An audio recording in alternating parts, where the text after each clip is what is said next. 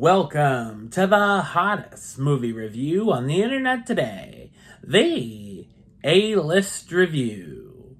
I am your host, the Game Changer, Wes Troop, and it's time to go back to the theater.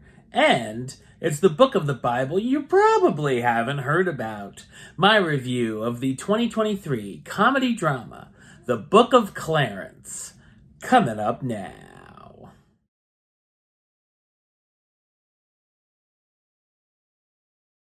In the days of the New Testament, Clarence is a down-on-his-luck man in AD 33 Jerusalem. He's a weed dealer who borrows money from Jedediah the Terrible and is having trouble paying him back, but must find the money in 30 days, or else.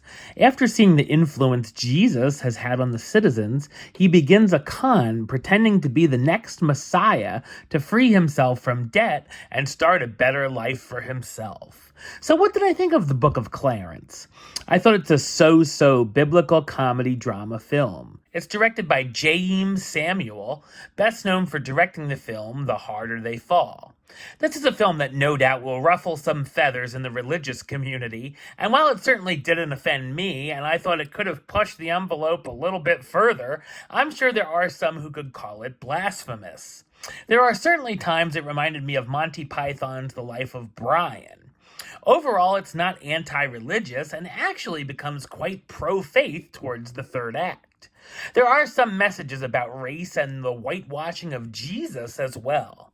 It starts out as a religious satire and then actually becomes what it's setting out to satire. The film becomes very uneven and has a lot of trouble trying to balance the comedy and drama aspects. The humor misses more than it hits with some awful, eye-roll-inducing jokes, but the highlight is Benedict Cumberbatch in a small supporting role, which is the funniest thing in the film.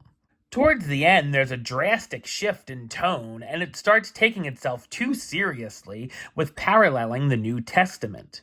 The story sees Clarence pretending to buy into religion, trying to get baptized by John the Baptist, played by David Oyelowo, and wanting to become the 13th apostle. When that doesn't work out, he and his friends begin to try and con money out of the citizens by pretending to cure blindness, raise people from the dead, and other miracles. Of course, along the way, Clarence begins to develop a conscience and begins doing good deeds, becoming a better person, and the Romans begin trying to hunt down all of the men claiming to be the Messiah. The love story is rather dull as well. The pacing ends up going all over the place, and its runtime feels too long in general. Good performances from the cast, starring Lakeith Stanfield as Clarence, the weed dealer who begins trying to pass himself off as the new Messiah.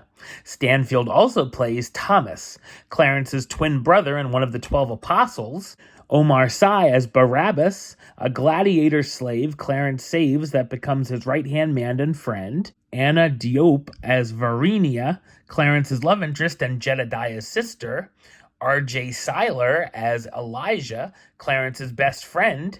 Alfre Woodard as Mother Mary, the mother of Jesus. Teyana Taylor as Mary Magdalene, a woman Jesus saves from being stoned. And James McAvoy as Pontius Pilate, the governor of Judea.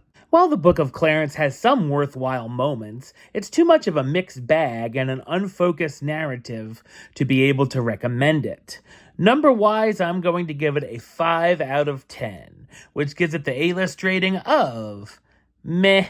It's okay. Alright, well that's the show. I'll be back with another review very soon. But until then, don't forget to like, comment, and subscribe right here on YouTube. YouTube.com/Westside515. Like us on Facebook, Facebook.com/WestTroopAlist. And of course, you can follow me on the Instagram and Letterboxd at WesAlist. Until next time, Troop out.